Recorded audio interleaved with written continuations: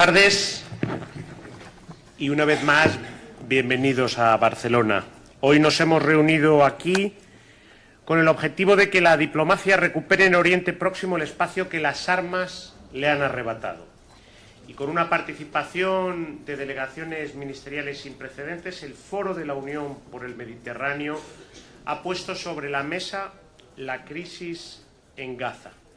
Y todos coincidimos, España en primer lugar, que es imprescindible actuar de forma conjunta y decidida para poner fin a esta tragedia que no debe repetirse nunca más.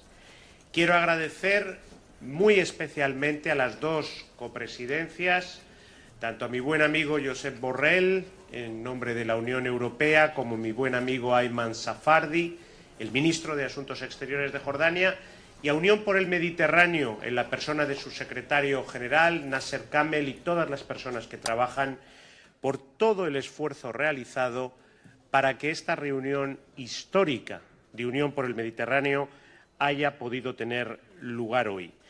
Lo que ahora sufrimos tiene origen en un brutal ataque terrorista de Hamas el pasado 7 de octubre. Y por eso, ahora más que nunca, España siente que no hay que escatimar esfuerzos para alcanzar una solución definitiva.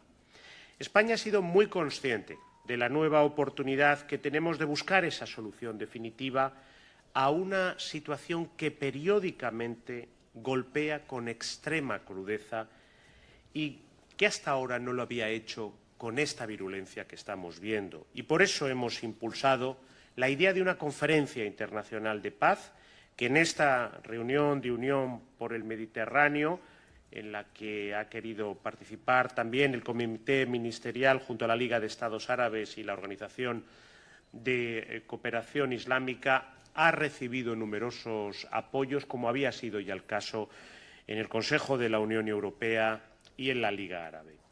El ministro de Asuntos Exteriores de Arabia Saudí, en su calidad de presidente de la Organización de la Cooperación Islámica, con el que he tenido un encuentro bilateral también, nos ha trasladado su apoyo a esta propuesta de una conferencia de paz que materialice la solución de los dos Estados.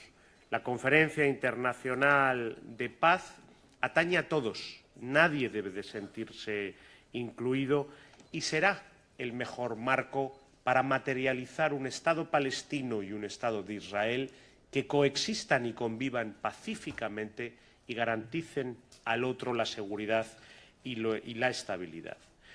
La condena de España al terrorismo ha sido clara y contundente, como también ha sido claro y contundente la exigencia del cumplimiento del derecho internacional humanitario.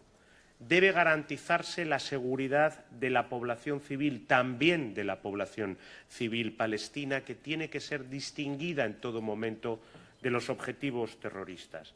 No podemos permitir la pérdida de más vidas inocentes palestinos, la muerte de más niños y bebés palestinos, con la misma contundencia con la que hemos condenado el asesinato por parte de Hamas de civiles israelíes. No podemos permitir, y ese ha sido una voz unánime que hemos compartido en la mesa, no podemos permitir que se prolongue ni un minuto más esta situación insoportable. También España quiere que llegue ayuda suficiente, regular, sin obstáculos a la población civil en Gaza. Para España esto es una absoluta prioridad y por eso hemos triplicado la ayuda bilateral a Palestina hasta alcanzar casi los 50 millones de euros. Son fondos con los que esperamos que la autoridad palestina pueda estabilizar Gaza, reconstruirla tras el alto el fuego y poner fin al sufrimiento de una población civil que desde hace más de una generación se ha acostumbrado a algo que es inaceptable para todos nosotros, el sonido de las bombas y de las balas. Y para ello es necesario un apoyo masivo, y así lo he señalado hoy en la reunión, el acompañamiento europeo, el acompañamiento árabe, el acompañamiento internacional a la autoridad palestina. Y quiero terminar agradeciendo a todos los participantes que hoy, en una manera muy significativa y a muy alto nivel, se han desplazado a Barcelona en un momento en el que es más necesaria que nunca su implicación y su compromiso para resolver esta dramática situación y, una vez más, a nuestros copresidentes, al secretario general de Unión por el Mediterráneo, por su trabajo, por su contribución a la organización de esta reunión, que no ha estado exenta de dificultades por el extraordinariamente difícil contexto en el que estamos. Y también quiero agradecer a los barceloneses que nos han acogido hoy, como siempre lo hace Barcelona y los barceloneses, con una extraordinaria hospitalidad y comprensión, a pesar de los inconvenientes que una reunión de este nivel y con tantos participantes ocasiona a los ciudadanos durante una jornada. Así pues, nos vamos todos de Barcelona con un mensaje fuerte de paz y de esperanza para que la estabilidad vuelva a Oriente Medio, para que la paz se instale definitivamente en Oriente Medio y, desde luego, decididos a no escatimar esfuerzos, y España, desde luego, en primera línea, para alcanzar una paz que es ineludible, que es necesaria y que desde el 7 de octubre es más imprescindible que nunca.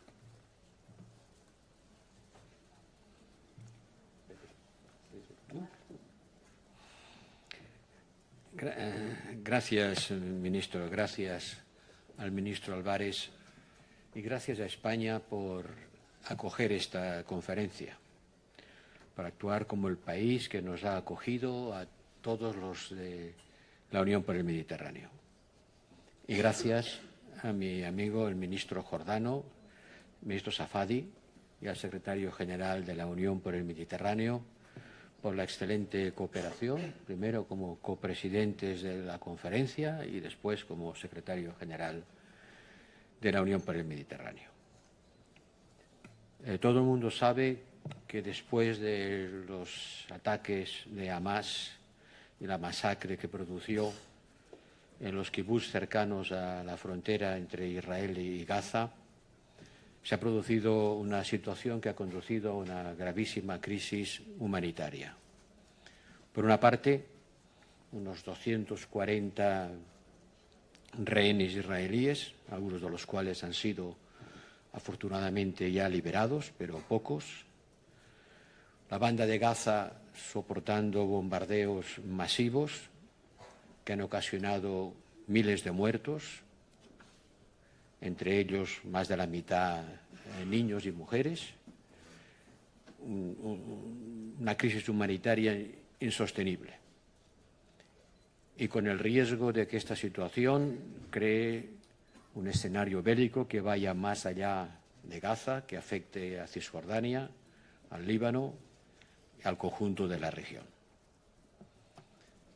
Frente a esta situación, ¿qué es lo que hay que hacer? Primero, intentar que la tregua, que se decretó hace unos días y que fue acompañada de la liberación de algunos de los rehenes, pueda continuar, alargarla. Este es un objetivo que parece accesible, que responde a la exigencia prioritaria de evitar más muertos, que está reclamada por una gran parte de la opinión pública mundial, incluso por la israelí. Y eso nos permitiría conducir a una liberación completa de todos los rehenes y que converja hacia un alto el fuego que permita trabajar en una solución política. Porque el problema no tendrá una solución militar. El problema entre Israel y Palestina, la guerra que ya dura más de 100 años, solo se podrá resolver e Israel solo podrá vivir en paz y en seguridad si se alcanza una solución que permite a israelitas y palestinos compartir la tierra que se disputan, cada uno con su propio Estado. Hoy en esta reunión hemos discutido de qué manera se puede aliviar la situación humanitaria en Gaza. ¿Cómo podemos contribuir a la paz y la seguridad en la región? ¿Y cómo podemos hacer que la Unión por el Mediterráneo aporte un valor añadido a este proyecto?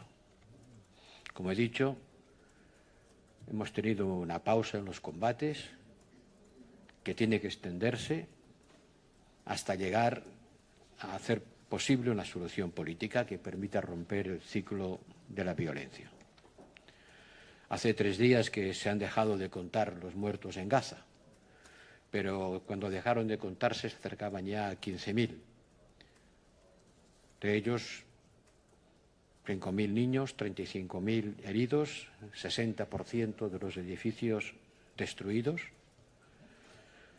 Hemos recordado todos hoy que la guerra tiene también sus leyes y que Israel también tiene que respetar el derecho internacional y el derecho internacional humanitario. Que el horror creado por Hamas con su ataque no puede justificar otro horror y que el pueblo palestino no debe pagar el precio de las acciones de Hamas. Nos lo ha recordado el fiscal de la Corte Penal Internacional, que ha dicho que respetar la ley internacional humanitaria no es solo un imperativo moral, es una obligación legal. Y es nuestra obligación moral y política hacer todo lo posible para aliviar el sufrimiento de los civiles. Para eso, sí, hace falta aumentar la ayuda humanitaria. España ha recordado cómo lo ha hecho, la Unión Europea también. Hemos creado un puente aéreo, hemos multiplicado por 4 la ayuda, pero no tiene mucho sentido dar de cenar a alguien si va a morir al día siguiente bajo las bombas. La ayuda humanitaria sirve para paliar los daños, pero lo que hay que hacer es conseguir que una pausa en los bombardeos permita evitar más muertos. La ayuda humanitaria es imprescindible, pero no es suficiente. Lo que está ocurriendo hoy en Palestina y en Gaza en particular es una quiebra moral y política de la comunidad internacional, que durante 30 años ha estado repitiendo que la solución era construir 2 estados, pero haciendo muy poco o nada para hacerla una realidad. Y hoy somos conscientes, todos, de que la pérdida de vidas civiles, de miles de ellas, se continuará generación tras generación y funeral tras funeral si no somos capaces de impulsar un acuerdo político que permita hacer realidad lo que tantas veces hemos pregonado. Y para eso hay que dar pasos concretos. El primero, como he dicho, es perennizar la tregua para evitar más muertes civiles. Liberar a los rehenes. Que jamás pierda el control de Gaza como fuerza militar. Es una organización que ha dañado también al pueblo de Palestina. Segundo, evitar la recolonización de Gaza por Israel y el desplazamiento forzoso del pueblo palestino fuera de Gaza. El tercero es denunciar la colonización ilegal del West Bank, de Cisjordania, que es una de las mayores fuentes de tensión y uno de los mayores obstáculos para resolver el conflicto. Israel tiene el derecho a la paz y a la seguridad, pero eso es incompatible con la extensión ilegal de los asentamientos en Cisjordania. Lo cuarto es hacer que la autoridad palestina pueda volver a Gaza, desde donde nunca se fue, porque quizá ustedes no lo saben, pero los hospitales, las escuelas y los servicios públicos en Gaza los sigue suministrando la autoridad palestina. No Hamas, la autoridad palestina, que tiene allí decenas de miles de trabajadores que prestaban y prestan estos servicios. Hamas ha hecho con el control político y securitario, pero quien presta servicios a la población de Gaza es la autoridad palestina. Y por lo tanto hay que ayudarle y apoyarla para que pueda volver allí, para evitar que un territorio abandonado, sin ley ni orden, sea una cuna para más violencia, para más terrorismo y cause oleadas de población emigrada, expulsada a la fuerza, de la cual Europa será la primera en pagar las consecuencias. Por lo tanto, es en nuestro propio interés por lo que tenemos que trabajar para conseguir que este conflicto se acabe. Y lo último, con alguna muy concreta excepción, todo el mundo ha estado de acuerdo en que la solución pasa por la construcción de estos 2 estados. Yo quiero agradecer que hayan venido aquí a participar con nosotros en este debate los representantes del mundo árabe e islámico que no mojan sus costas en el Mediterráneo, que haya venido el ministro de Asuntos Exteriores de Arabia Saudita, que haya venido una representación de la Conferencia Islámica del mundo musulmán. Primero, para recordarnos que esto no es una guerra entre judíos y musulmanes, que esto no es una guerra entre el mundo árabe y el mundo cristiano, que esto no es una guerra de civilizaciones. A algunos les gustaría presentarla así e incluso empujarán para que parezca eso. Pero tenemos que resistirnos a esta dinámica. Por eso estamos aquí, los europeos, los árabes y representantes del mundo musulmán, para hacerle una voz en favor de la paz, que no puede construirse sin una solución justa para el pueblo palestino y una seguridad garantizada para Israel por métodos que no sean solo militares. Hamas es una organización para nosotros, los europeos, terrorista, si la calificamos. Para otros países representa una idea. Y no puedes matar una idea. La única forma de hacerlo es ofrecer una mejor. Frente a una mala idea hay que presentar otra que sea buena y viable y que garantice que la gente pueda vivir en paz y acabar con este ciclo de violencia. Estoy convencido de que esta conferencia habrá servido para eso. No era contra nadie, no era contra Israel. Esperamos que Israel vuelva a las reuniones de la Unión por el Mediterráneo, porque es parte de ella. Esta conferencia era por y para la paz. Y quiero de nuevo agradecer a España que la haya alojado. A ti, mi querido amigo Safadi, por haber impulsado la presencia de la misión diplomática árabe y musulmana, y a todos los estados europeos que han venido para conseguir que de Barcelona salga un grito en favor de la paz que evite más muertos civiles y nos permita a todos, en particular a israelitas y palestinos, compartir esa tierra que se disputan y vivir, si no juntos, por lo menos en una paz y seguridad compartida. Gracias. Bismillah ar-Rahman ar-Rahim. I want to start by thanking the Foreign Minister of Spain, dear Jose, for hosting us, and thanking my co-chair, Josep Borrell, and of course the Secretary General of the UFM, for convening this meeting today. And I'm also grateful to all our colleagues who decided to join us in this meeting, which takes place at a time of a blatant aggression, the victims of which are women, children, innocent Palestinian people. The war that we see unfolding on Gaza is only one manifestation of the horror that occupation has been bringing on Palestinians for decades. We have to put things in context, and we have to say that this conflict did not start on October 7. We all condemned the killing of civilians on October 7, but I think truthfulness demands that we put things in context and we say what we're seeing today is also an outcome of an occupation that has shown no signs of ending, of the policies of a government that has systematically worked to undermine the prospects for peace, to deny the Palestinian people their rights, a government in which ministers, acting ministers, say Palestinian people must be wiped off the face of the earth. They deny the humanity of the Palestinian people. They deny their culture. They deny their history. They simply deny their right to exist. This is terrorism too. Before this conflict started, this year has been the bloodiest for the Palestinians of the West Bank, the bloodiest in decades.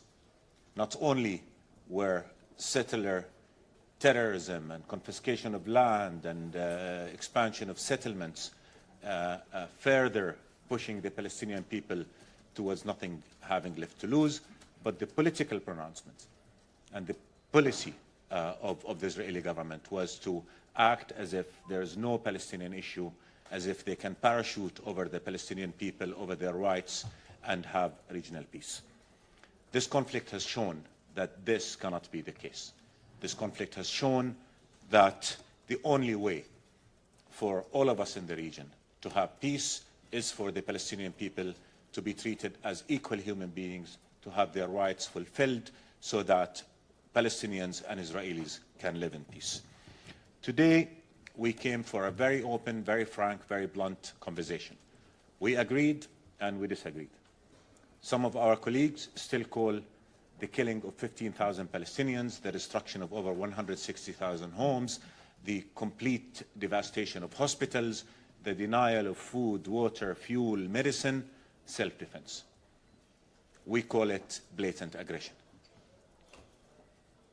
Even those call on Israel to conduct its war within the realm of international law. It is not. War crimes are being committed, and what's happening in Gaza is within the realm of the legal definition of genocide. Some among us are still refusing to urge a ceasefire. We demand that a ceasefire is implemented immediately, because with every minute that this aggression is allowed to continue, Palestinians are dying not just by Israeli bullets, they're dying by their deprivation of water, medicine, electricity, and other basic essentials. We have to be clear. We all want peace. We all want a just and lasting and comprehensive peace. The path to this peace is not consolidating occupation. The path to this peace does not go through the continuous denial of the rights of the Palestinian people. The path to this peace cannot be walking through denying the existence of the rights of the Palestinian people. The path to this peace goes through ending the occupation, through implementing the two-state solution, so that a Palestinian state on June 4, 1967 lines, with occupied Jerusalem as its capital, can live side by side, Israel in peace and security, and in a region where all of us cooperate and all of us accept each other. We have to act quickly, because this war is not just killing innocent Palestinians. This war is also killing 30 years of work that started here in Spain to normalize the idea of peace, to convince peoples on both sides that peace is the only path to security and to prosperity and to a life of dignity. That work is being rendered meaningless with the continuation of this war, as more people lose faith in the viability of the peace process. So that's why when we say we want to move towards a two-state solution, and let's be clear on what two-state solution means. Two-state solution means ending occupation. So let's call it what it is. Two-state solution means fulfilling the rights of the Palestinian people. Two-state solution means abiding by international law. And we cannot afford another process. Again, it's been 30 years almost since Madrid. We need all of us to come together and start implementing the two-state solution. And a fundamental question needs to be asked. Why have we failed to achieve a two-state solution? And the simple answer is because Israel openly said it no longer believes in the two-state solution. So, if we all are saying it is in the interest of all of us, it's in the interest of the Middle East, of Europe, of the globe at large, to have peace in the Middle East, and if we all agree that the two-state solution is the only path to it, what are we going to do if Israel refuses to engage? Just as Israel is now refusing to abide by international law. Are we going to continue to offer lip service to the two-state solution, or are we going to come together, united, and say, we have to stop this conflict, and we're going to do whatever it takes to end this conflict, and anybody who's standing in the way needs to be pressured into doing what's right for the Palestinians and for the Israelis. Because when we speak about peace, we're not taking sides. Nobody is doing anybody a favor by opting for peace. We want peace for both peoples.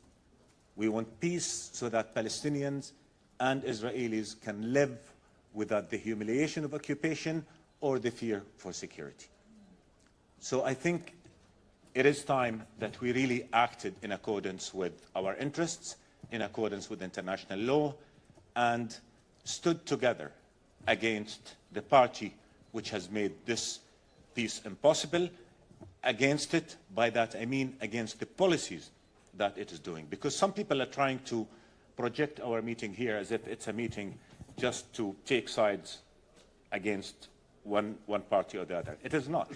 When we speak for peace, we speak for the interest of all. We speak for the interest of Palestinians, and we speak for the interest of Israelis. And it is not acceptable that whoever speaks for peace, like when Spain declares that it stands for the two-state solution and it wants an end of the war, to start being accused of being anti-this or anti-that. So I think the horrific cost of this war dictates that we act in unison, and we act clearly, and we act firmly to stop a catastrophe that's threatening the security of the whole region, and which will have repercussions that will go beyond the region into our neighborhood in Europe and elsewhere. Another point I want to make is the credibility of international law. International law was made so that everybody abides by it. It was made so all countries adhere to it. It was not made so that some countries are allowed to break it. Israel is breaking international law.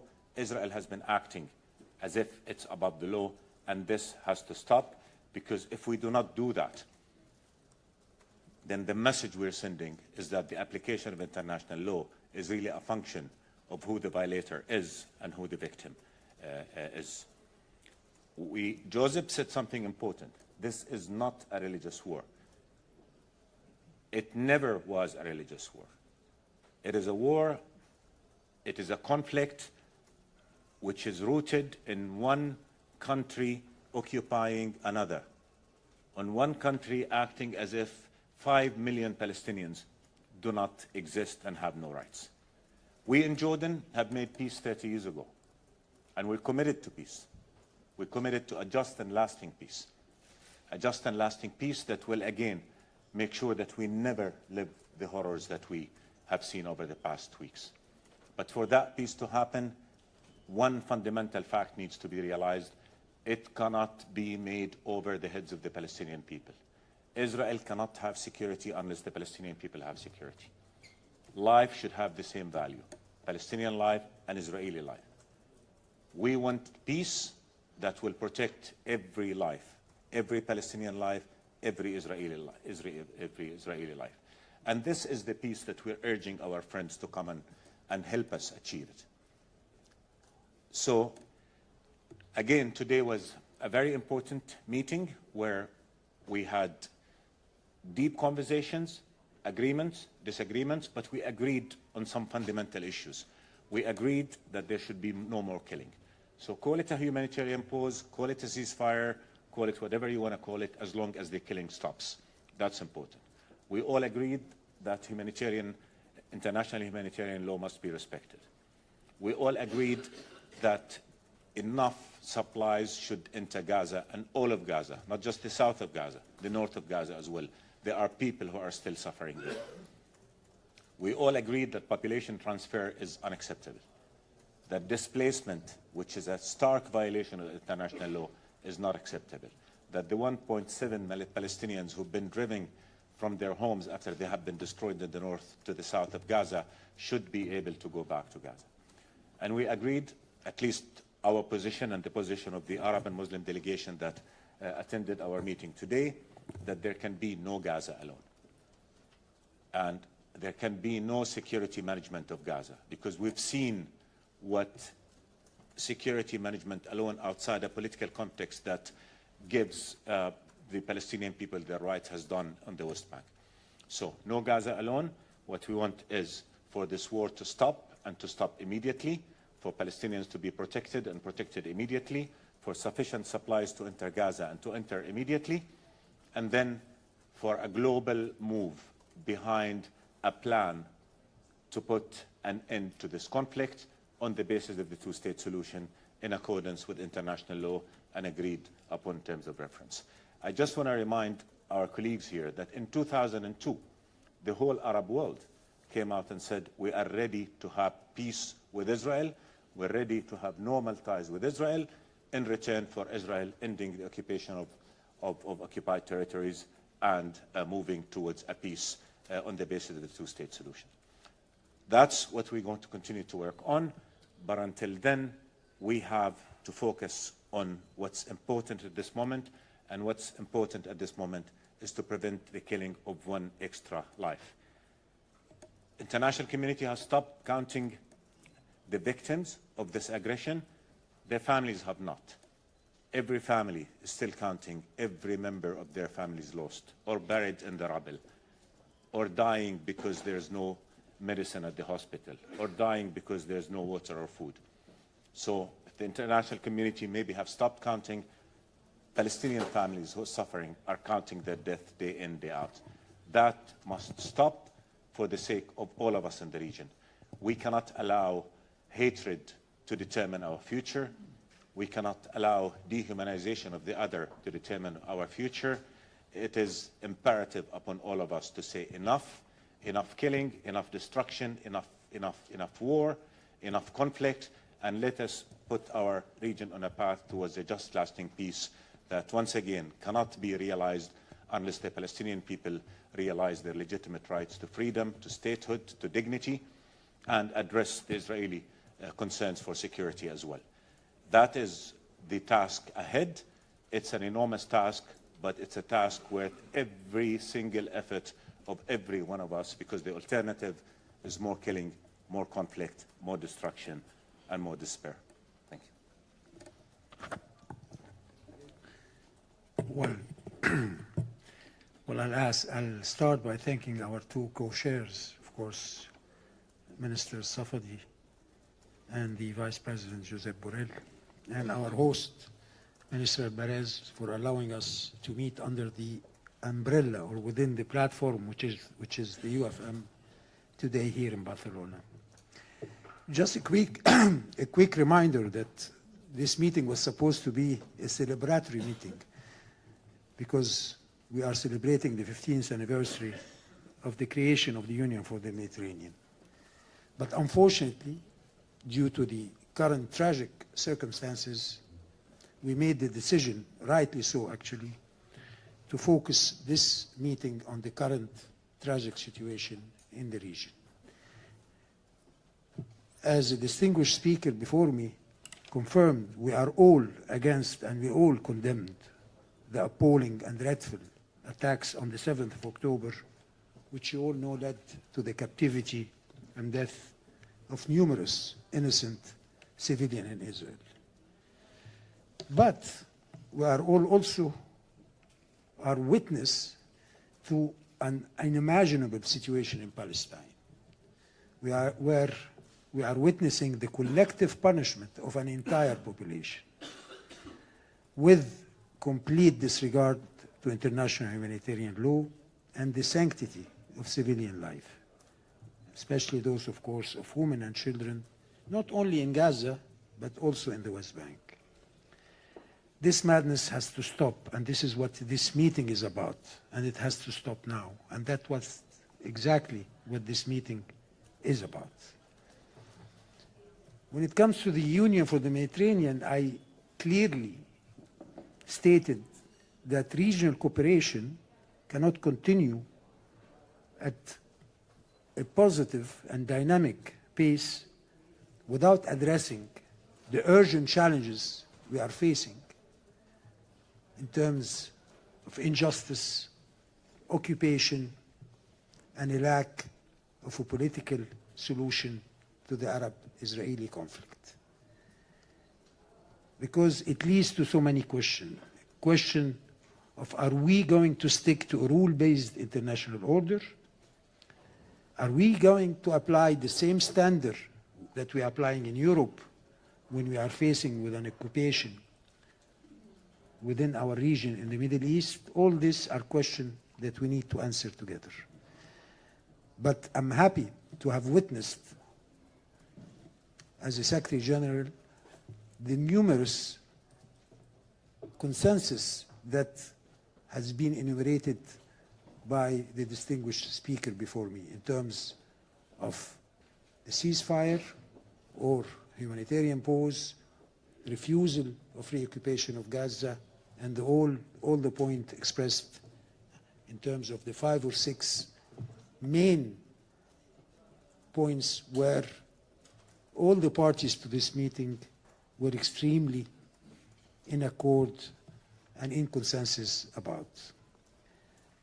So I will finish by saying that everyone today agrees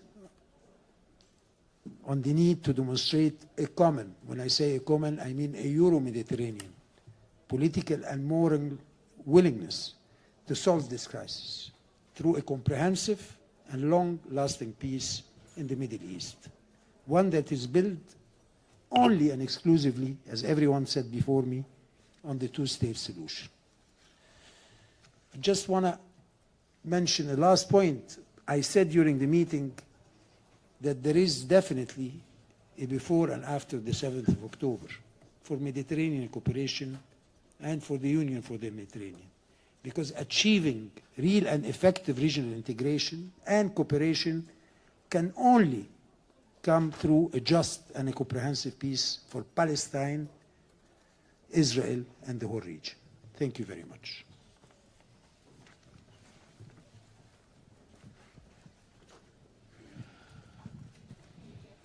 Hi, thank you. A question from Suzy Ghenedi from Al Ahram, Egypt, to Ambassador Nasser Kamel, if I can. So, my question concerns the aim of the UFM. UFM was also first actually integrated to enhance peace in the Mediterranean countries. But now after Gaza and killing of more than 12,000 of Palestinians, mainly children and women, how do you see the aim of going on with the UFM? And since there's also differences in the point of views concerning what happened between the European countries and between the Mediterranean countries in the south, especially Israel didn't attend today. So how do you see what happened and the effect of it on the UFM? Thank you. Well, thank you for your question. Well, Israel has been invited, of course, to today's meeting and will be always invited to our future meetings. And I'm hopeful that they will engage within this platform and within other platforms, because dialogue is the only way forward. And if we're not able to sit around the same table and discuss the real issue at hand, I don't think we can advance in achieving security for Israel and justice for Palestine. So I'm very much hopeful that Israel will continue being engaged with the UFM in the future to achieve our stated goal as an organization of building a region of peace and prosperity and stability in the Euro-Mediterranean region. That's for your question. Thank you. Sí, hola, buenos días. Joan Faust de la agencia Reuters para el señor Borrell. Le quería preguntar, por favor, sobre la futura transición política en Gaza, si cree que la actual autoridad palestina es la alternativa viable a Hamas y si cree que antes deberían celebrarse elecciones sobre el liderazgo en la autoridad palestina. Y en este sentido, preguntarle también qué papel podrían jugar la ONU y la Unión Europea a raíz también de las declaraciones que vimos la semana pasada de España y Bélgica. Y luego, si puedo solo aclarar un detalle de lo que ha dicho usted antes, ha hablado de excepción en apoyo a la solución de los dos estados. Quería saber si nos puede decir qué país o países han sido y si, por ejemplo, Alemania es uno de ellos, por favor. Gracias. Gracias. Puedo decirle que ningún país europeo se ha manifestado en contra de esta solución. Pero no vamos a...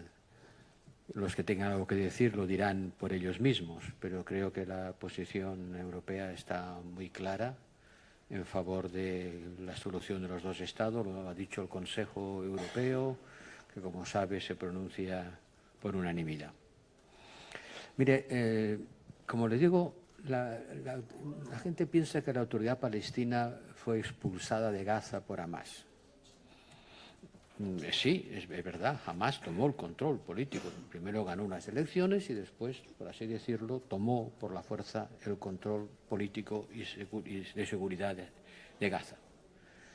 Pero todos los servicios públicos de Gaza han seguido siendo suministrados por la autoridad palestina, que tiene allí decenas de miles de civil servants, de funcionarios, pagados por la autoridad palestina, con nuestro apoyo financiero.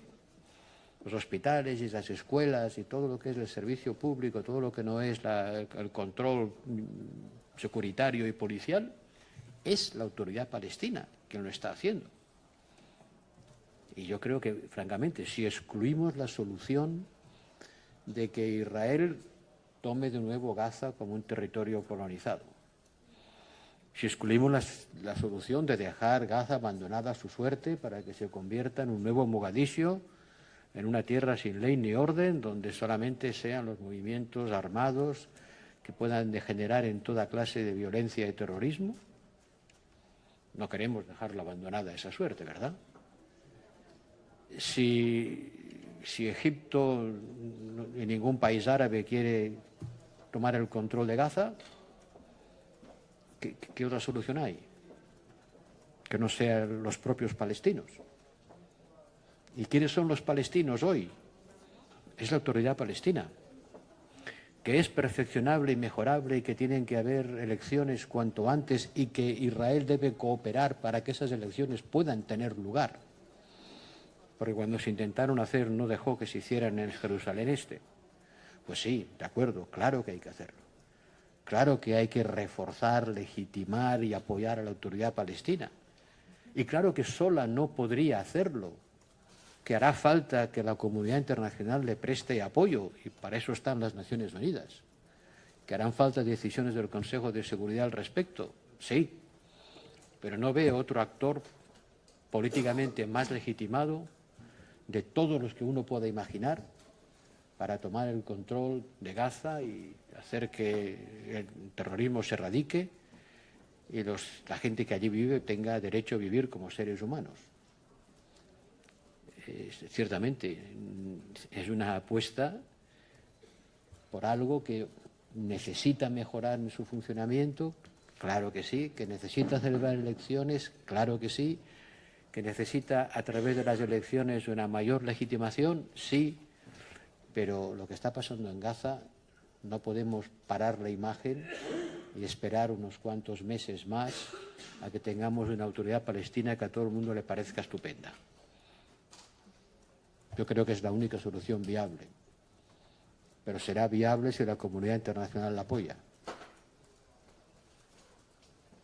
Si no, vamos a ver un espacio vacío de poder que va a ser tierra fértil para toda clase de organizaciones violentas, con desplazamiento forzado de gente, con amenazas terroristas, con inseguridad, y créanme, los europeos somos los primeros interesados en que eso no ocurra. If I may just say something on that, I think the Palestinian people have an inalienable right to self-determination. It is the Palestinian people who should decide who rules them. We should be extremely careful about looking at Gaza alone within, again, a security prism solely.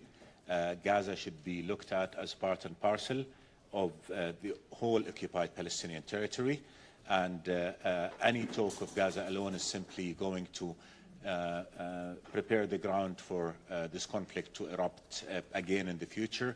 So any talk about Gaza after will have first to be focused towards stopping the destruction of Gaza, and then secondly it should be about Gaza and the West Bank being one unit, and any approach to Gaza should be anchored in a plan that will implement the two-state solution so that we can go forward to peace. Thank you. Sí, buenas tardes. Perdón. Bueno, como en esta reunión no hay un comunicado final, es difícil saber cuáles son los puntos efectivamente de consenso y de acuerdo. Lo habrá ¿Sobra? Para precisar, vamos a intentar hacer un comunicado de los dos copresidentes. De los dos copresidentes. Bien. Bueno, como parece ser que está costumbre. Bien. En todo caso, no un comunicado de todos los países. Usted ha presentado, el señor Borrell ha presentado varios puntos. Yo querría saber hasta qué punto estos puntos son puntos de consenso de todos los asistentes a la reunión. Parece que ha dicho el señor Kamel que sí.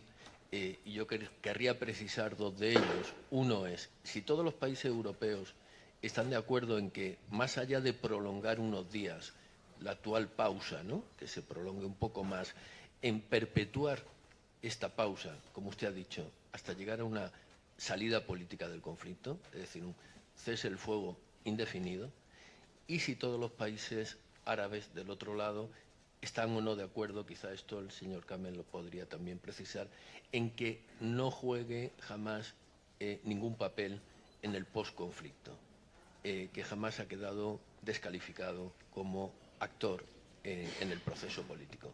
Gracias.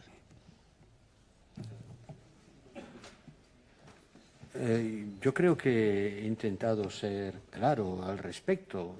Creo que prolongar la tregua o la pausa, llámele como quiera, prolongarla de forma que permita liberar a más rehenes y de forma que evolucione hacia un alto el fuego permanente asociado al inicio de un proceso político, es algo que hace un consenso muy mayoritario.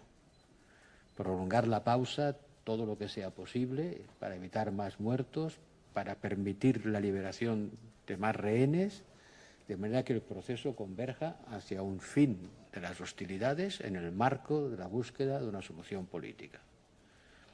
En esos términos, yo creo que eso hace un consenso muy amplio. May I just say, look, as I said at my introductory remarks, there were agreements and disagreements. And we did not come here, to be honest, expecting that all of us are going to agree on everything. We agreed on a number of principles, on a number of common areas, including, as I said, abidance by international law, the delivery of humanitarian supplies. Everybody supports the humanitarian pause, but our position is that we demand an immediate and permanent ceasefire. So this is not a meeting to which we came expecting that we all are going to come out agreeing on every detail. It's a meeting where we agreed to come and exchange ideas and exchange views. We all want the same thing, which is peace on the basis of the two-state solution. That I can tell you there is consensus on. How we get there is subject for us to discuss. How we get to the permanent ceasefire is something that we discussed. But not issuing a joint statement doesn't mean that we did not achieve what we came here for. We came here to have a conversation, to have a discussion among friends and partners.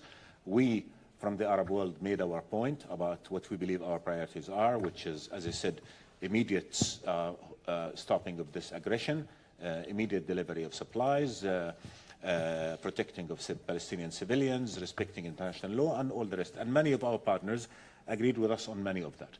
So I think managing expectation is important. This conference was not meant to solve the conflict. It was meant to see what we can build on as common grounds and how we can come together in our work towards a future where we can realize our potentials. There are discussions about a shared summary. I hope we can conclude, not because we disagree on fundamental things, but sometimes there's a word here or a word there that might not be agreed to by everybody, and we don't want to make this the issue. The issue of us coming here is to say how we can stop a catastrophe that continues to claim Palestinian lives, that continue to destroy an entire community. So that is the focus. The rest of it, today, tomorrow, 1 week from here, our conversation continues, our consultation continues, our discussions are non-stop, and I do hope that eventually we all agree on what's right, and what's right is stopping this catastrophe from which no one is benefit, and from which, as a result of which, everybody is losing. Thank you. If I may just add, the tradition of the UFM Regional Forum is not to to issue a declaration, never. The idea is for the co-chair to issue a summary, and that's what is being discussed as we speak. So nothing have changed in accordance to our methodology and the way we operate. Por añadir un poco y reiterar, Josep Borrell, al finalizar la reunión, y también Ayman Safadi, han hecho oralmente unas conclusiones y han leído una serie de puntos a las que no ha habido objeción.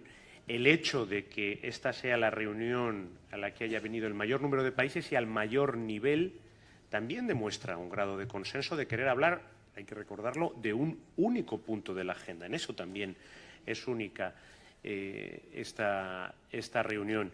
Y yo creo que en los grandes elementos ha habido un consenso total. Después puede haber matices en algunos aspectos.